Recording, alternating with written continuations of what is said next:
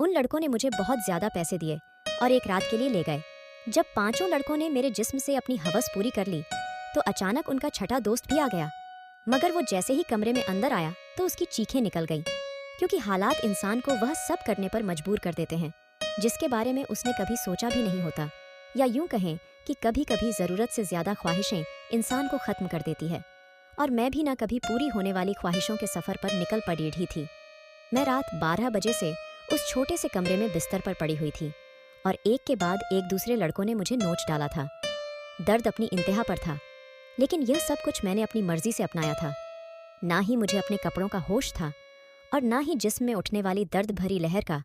दो ही लड़कों ने मेरा हाल ऐसा कर दिया था कि मेरा सारा तन जख्मी हो गया था। सोचकर ही मेरी आत्मा कांप रही थी कि और भी 3 लड़के मेरे साथ अपनी हवस पूरी करने आने वाले हैं और मुझे पूरी खुशी से उन्हें वक्त देना है।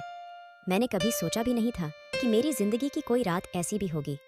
यह सब मैं एक भारी कीमत के एवज कर रही थी, इसीलिए पीछे हटने का कोई सवाल ही नहीं था।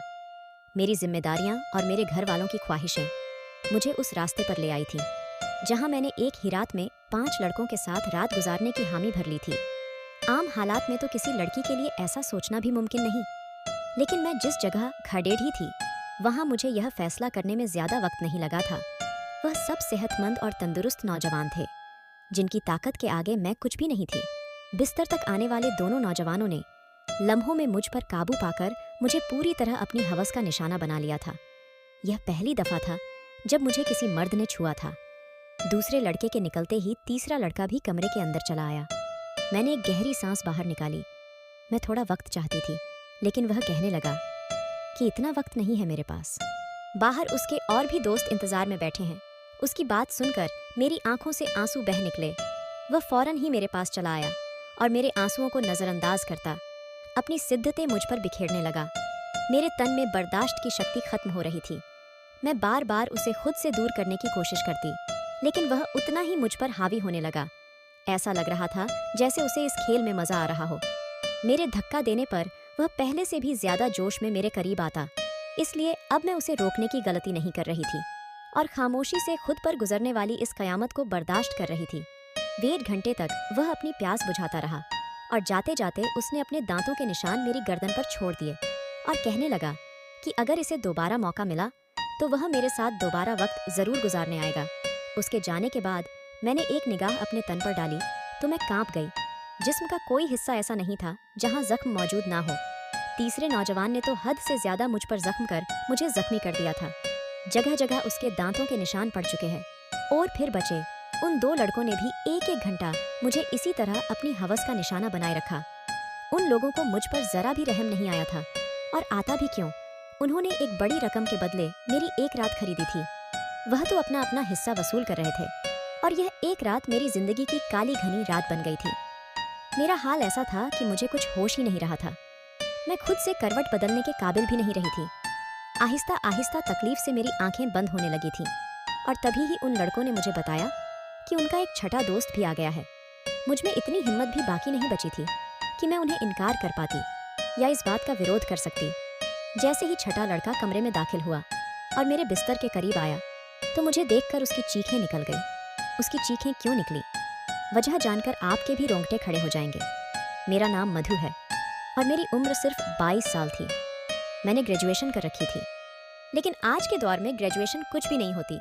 लोग बीएड करके भी डिग्रियां हाथों में लिए सड़कों की धूल समेट रहे होते हैं। इस बात का सही तरीके से अंदाज मुझे उस वक्त हुआ जब मैं नौकरी की तलाश के लिए निकली। हर कंपनी के आगे नौजवानों की एक बड़ी सी लाइन लगी होती है जो अपनी बारी के इंतजार में थे। ऐसे में मुझ जैसी लड़की को नौकरी कहाँ मिल सकती थी, जिसके पास ना ही तजुर्बा था और ना ही कोई बड़ी डिग्री। मगर नौकरी ढूंढना मेरी सबसे बड़ी जरूरत बन चुकी था, क्योंकि बाबा के स्वर्गवास ने हमारी कमर तोड़ दी थी। बाबा घर में एक अकेले ही कमाने वाले थे और हम 3 बहनें बिन ब्याही घर में मौजूद थीं। मेरी बड़ी बहन पढ़ी लिखी नहीं थी, इसीलिए कमाने की जिम्मेदारी उसकी बजाय मेरे कंधों पर आ गई थी। मैं घर से बाहर निकली तो मेरे होश ठिकाने आ गए। मैं तो बाहर की दुनिया को बहुत आसान समझ रही थी, लेकिन अब मुझे समझ आया था कि बाबा कितने जतन करके हमारे लिए रोटी कमाते थे।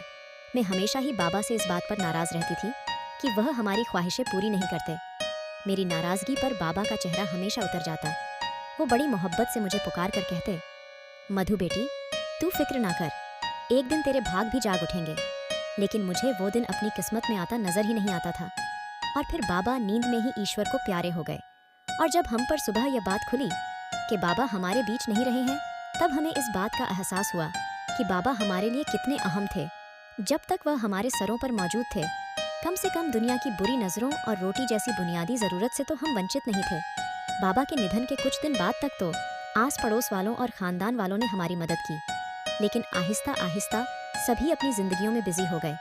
आज के दौर में कौन किसी का पेट पाल सकता है। मजबूरन मुझे ही नौकरी की तलाश के लिए घर से निकलना पड़ा और मुझे समझ आ गया कि औरतों के लिए बाहर की दुनिया किस कदर मुश्किल है। किसी भी कंपनी में मुझे नौकरी नहीं मिली थी। हर कंपनी के बाहर हजार नौजवान पहले ही खड़े होते। मैंने स्कूलों का रुख किया तो यह देखकर मेरी हालत खराब हो गई कि आधे दिन से भी ज्यादा काम करने के बदले सिर्फ 6,000 मिल रहे थे, जिसमें से घर के बिल में सारे रुपए चल जाते। इसमें भी हर स्कूल वाले मुझसे मेरा तजुर्बा पूछते और मेरा मुंह खाली रह जाता। बहुत तलाश करने के बावजूद भी कोई नौकरी ना मिली तो मेरी एक दोस्त के भाई के जरिए से मुझे एक पिज्जा हाउस में वेटर की नौकरी मिल गई। यह शहर के एक भीड़ भाड़ इलाके में बना हुआ पिज्जा हाउस था, जहां हर वक्त ही मर्दों की बहुत ही ज्यादा भीड़ रहती थी। काले रंग का फिटिंगदार पेट कोट मेरे हवाले कर दिया गया, जिस पर पिज्जा हाउस का नाम लिखा था, और मुझे अगले दिन से ही नौकरी पर बुला लिया गया। उस नौकरी के बड़े अजीब से काम थे जो मुझे पूरे करने थे। उन्हें एक मॉडर्न सी लड़की वेटर के नाम पर चाहिए थी, जिसके छोटे छोटे से बाल कंधों पर फैले हुए हो और वह बहुत सारा मेकअप करके डाइनिंग हॉल में खड़ी हो। मैं यूनिफॉर्म अपने बैग में डालकर वापस घर लौट आई थी। मैं अभी तक फैसला नहीं कर पाई थी कि मुझे यह नौकरी करनी है या नहीं, क्योंकि यह मेरे लिए एक बहुत ही मुश्किल काम था। बाबा की मौजूदगी में कभी बिना ज़रूरत घर से निकलने की नौबत भी पेश नहीं आई थी, और पिज्जा हाउस में तो इतने सारे मर्दों के बीच इतने तंग कपड़े पहनकर खड़े होना मेरे लिए एक बहुत ही घुटन भरा काम था। मगर भूख इंसान से सब कुछ करवा ही लेती है। मैं वहाँ से वापस घर आई तो मेरी माँ दरवाजे पर ही परेशान सी खड़ी थी। मुझे देखकर उनकी आंखों में आंसू आने लगे। मैंने माँ से कहा कि वह दरवाजे तक क्यों चली आई, तो माँ रोते हुए कहने लगी कि बेटा, बिजली के मीटर वाले आए थे और उन्होंने हमारी बिजली काट दी है। माँ की बात सुनकर मेरा दिल धक से बैठ गया था। गर्मी जोरों पर थी और ऐसे में बगैर बिजली के गुजारा करना बहुत ही मुश्किल था। लेकिन पिछले 2 महीने से हम बिल नहीं चुका पाए थे और शायद इसीलिए हमारी बिजली काट दी गई थी। माँ के आंसू ने मेरे लिए फैसले को बहुत आसान कर दिया था। मैंने माँ को गले लगाया और उन्हें बताया कि मुझे एक अच्छी जगह नौकरी मिल गई है और कल से मुझे नौकरी पर जाना है। माँ ने मेरे सर पर हाथ रखकर कहा कि अब तुम ही मेरा बाजू हो और तुम्हें ही अपनी दोनों बहनों की शादियां करानी है। माँ ने एक भारी जिम्मेदारी मेरे कंधों पर डाल दी थी और मैं सोच रही थी कि मैं यह जिम्मेदारी कैसे निभाऊंगी, लेकिन मुझे ही यह फर्ज निभाना था। माँ पूछ रही थी कि मुझे नौकरी कहाँ मिली है, लेकिन मैं उन्हें नहीं बताना चाहती थी कि मुझे कहाँ नौकरी मिली है। इसीलिए मैंने माँ से कह दिया कि एक बड़ी सी कंपनी में एक अच्छी नौकरी मिल गई है। मेरी नौकरी का वक्त दोपहर 3 बजे से रात 11 बजे तक था और यह बात मैंने बड़ी मुश्किल से माँ को बताई थी।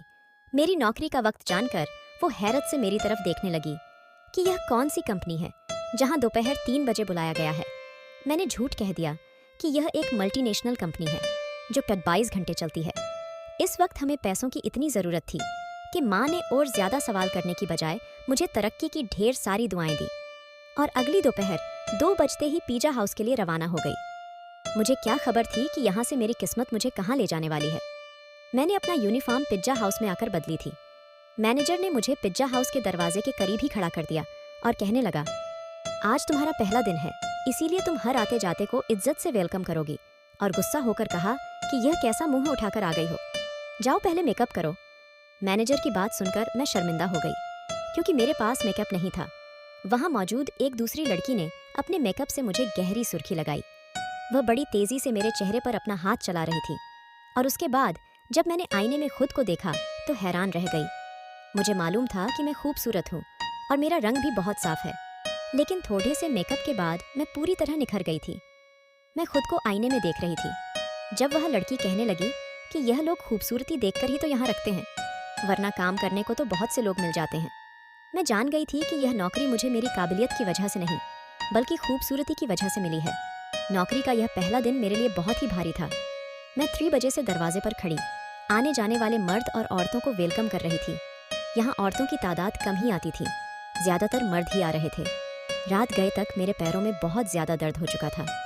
और अभी मुझे वापस बसों के धक्के खाते हुए घर भी पहुंचना था। 12 बजे के करीब मैं घर पहुंची थी।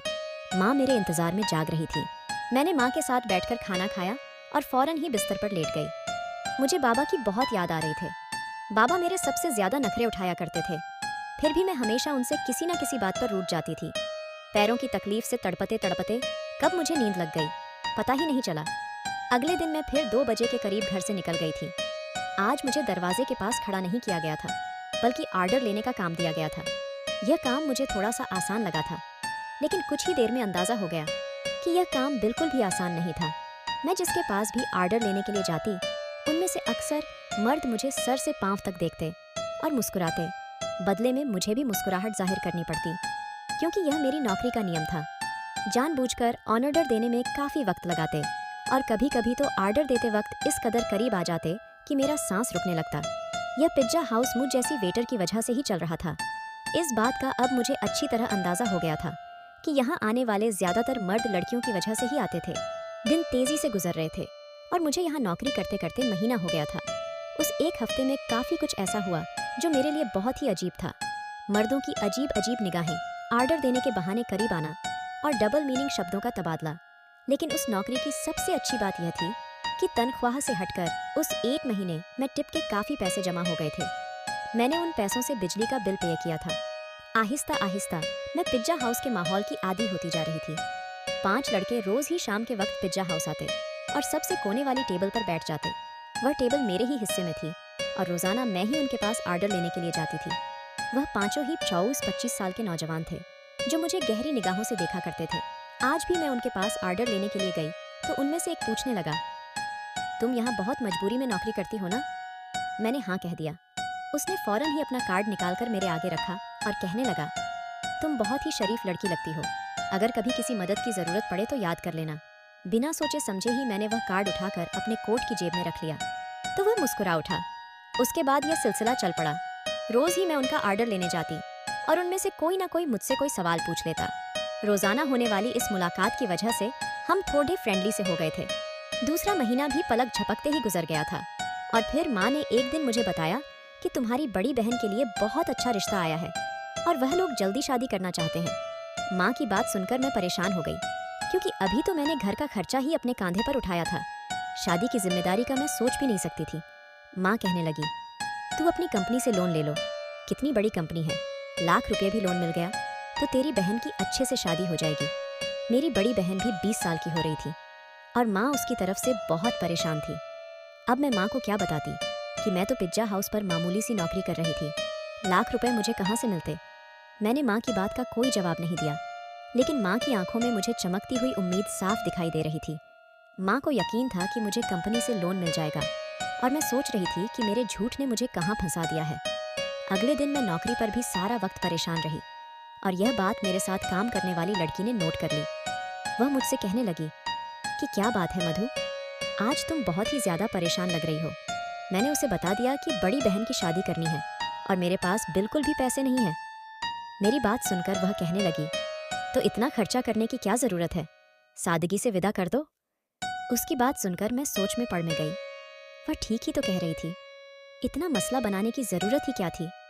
घर आकर मैंने माँ को यही मशवरा दिया कि वह सादगी से बहन की विदाई कर दे, लेकिन मेरी बात सुनकर माँ कहने लगी कि हर किसी को हमारे मसलों की जानकारी नहीं है। लड़के वालों ने पहले ही दहेज के नाम पर एक लंबी लिस्ट थमा दी है और अगर मैंने खाली हाथ तेरी बहन को विदा कर दिया तो उसके ससुराल वाले सारी जिंदगी उसे बातें सुनाते रहेंगे। माँ की बात सुनकर मुझे गुस्सा आ गया और मैंने कहा कि ऐसी जगह दीदी की शादी करने की जरूरत ही क्या है। मेरी बात सुनकर माँ नाराज हो गई और कहने लगी, ना जाने कैसे कैसे करके तेरी बहन का एक अच्छी जगह से रिश्ता आया है और तू इसमें भी नुक्स निकाल रही है। अगर आज तेरा बाप जिंदा होता तो मुझे तेरी मिन्नत ना करनी पड़ती। वह खुद ही अपनी बेटी के लिए कैसे भी करके रकम जमा कर लेता। माँ की आंखों में आंसू आ गए थे और उनकी बात ने मेरा दिल भी दुखा दिया था। वह ठीक ही कह रही थी। अगर बाबा जिंदा होते तो वह किसी भी तरह पैसे जमा कर ही लेते। मैंने माँ को गले लगा लिया और उनसे वादा कर लिया कि मैं जल्द ही पैसों का इंतजाम कर लूंगी। मैं खुद भी नहीं जानती थी इतने सारे पैसे मुझे कहाँ से मिलेंगे। बाप का साया वाकई औलाद के लिए बहुत बड़ा आशीर्वाद होता है। वह अपनी जान पर खेलकर भी औलाद को जिंदगी के सारे सुख देता है और मेरे लिए अपने बाप की जगह लेना बहुत ही मुश्किल था। दिन यूं ही परेशानी में गुजर रहे थे।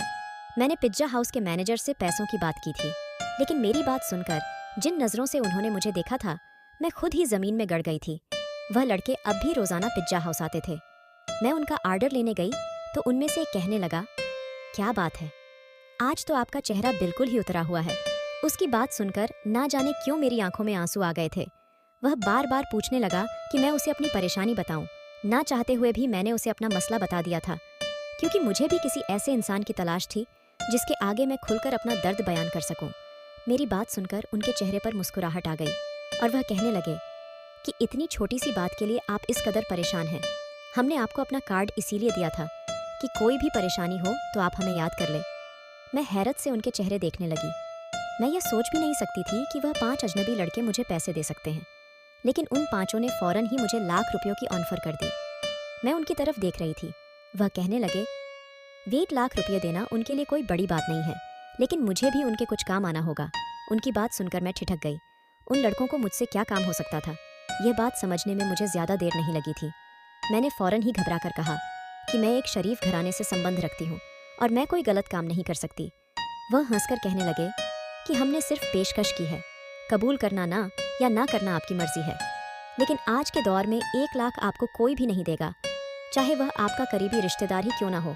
बात तो उनकी भी बिल्कुल ठीक थी, लेकिन मैं अपनी इज्जत गिरवी रखकर लाख रुपया हासिल नहीं करना चाहती थी, इसलिए मैंने उन्हें साफ इनकार कर दिया। मैं हालात से पूरी तरह थक चुकी थी और ऐसे ही थकी हारी जब लौटकर घर आई तो मेरी माँ और बहन मेरे इंतजार में थी। माँ ने बताया कि दीदी के ससुराल वाले 1 महीने बाद ही शादी की बात कर रहे हैं और वह दीदी के साथ साथ छोटी को भी अपने छोटे बेटे के लिए लेना चाहते हैं। इसी तरह एक खर्चे में दोनों शादियां हो जाएंगी। छोटी के रिश्ते का सुनकर जहां मुझे खुशी हुई थी, वहीं 1 महीने का वक्त सुनकर मेरी जान निकल गई थी। पैसों का कोई इंतजाम ना हो सका था और माँ मुझसे उम्मीद बांधे बैठी थी। मैंने एक नज़र अपनी दीदी के चेहरे पर डाली, जहाँ बहुत समय बाद खुशी की रौनक नजर आ रही थी। मैं भी दीदी के ससुराल वालों से मिली थी। वह लोग वाकई बहुत अच्छे लोग थे, लेकिन आज के दौर में सादगी और बगैर दहेज के कौन दुल्हन विदा करवाता है, वह भी इसी समाज में रहने वाले थे। मैं अपनी बहनों की खुशी को हमेशा कायम देखना चाहती थी। मैंने माँ से कहा कि आप शादी की तारीख पक्की कर दे, पैसों का इंतजाम हो जाएगा। मेरी बात सुनकर तो घर में खुशी की लहर दौड़ गई थी, मगर वह लोग इस बात से बेखबर थे कि ये खुशी उन्हें मेरी आबरू की बर्बादी के बदले हासिल होने वाली थी। अगले दिन मैंने उन 5 लड़कों से हामी भर ली। वो मुस्कुराकर कहने लगे कि हम जानते थे कि आप जरूर मान जाएंगी। उन 5 ने एक रात के लिए मुझे अपने साथ ले जाने की बात की थी। मैंने माँ को बता दिया कि साल के आखिर की वजह से कंपनी में काम बहुत ज्यादा है और मुझे एक रात कंपनी में ही गुजारना होगी। कंपनी ने मेरा लोन मंजूर कर लिया है, इसीलिए मैं उनकी बात मानने में मजबूर हूँ।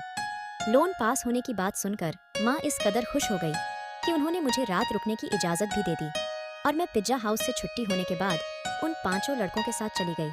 उन 5 ने मुझे अपनी दरिंदगी का निशाना बना डाला और जब छठा लड़का अंदर आया तो मुझे देखकर उसकी चीखें निकल गई, क्योंकि पूरा बिस्तर खून में भीगा पड़ा था और मैं अपनी जिंदगी की शायद आखिरी सांसें ले रही थी। उसने तुरंत ही मुझे अपने बाजुओं में उठाया और गाड़ी में डालकर एक छोटे से अस्पताल में ले आया, जहां शायद उसका कोई जानने वाला ही डॉक्टर था। कई घंटे आईसीयू में रहने के बाद मेरी हालत कुछ बेहतर हुई, लेकिन मेरा जख्मी तन मेरी बर्बादी की गवाही दे रहा था। वह लड़का उन 5 का ही दोस्त था, लेकिन उसके अंदर इंसानियत अभी बाकी थी और उसे मुझ पर रहम आ गया था, वरना शायद मैं उसी बिस्तर पर दम तोड़ जाती। मैंने माँ को फ़ोन करके बता दिया था कि मेरी कंपनी से छुट्टी नहीं हुई है। उस लड़के ने अस्पताल का सारा खर्चा खुद उठाया था और उसके दोस्तों से वो लाख रुपये लेकर मुझे दिए थे। वह 5 बहुत ही अमीर कारोबारी लोगों के बेटे थे, जो चाहते तो बगैर मुझे बर्बाद किए भी मेरी मदद कर सकते थे। मेरे ठीक होने पर मुझे अस्पताल से छुट्टी मिल गई थी और रकम भी मेरे हाथ आ गई थी, लेकिन अब कुछ भी पहले जैसे नहीं रहा था।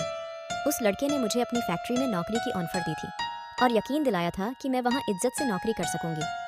आज मेरी दोनों बहनों की शादी हो गई और मैं उस लड़के की फैक्ट्री में नौकरी कर रही थी। एक बात मैं अच्छी तरह जान गई थी कि आज के इस दौर में बगैर किसी मतलब के मदद करने वाले लोगों की गिनती ना होने के बराबर है।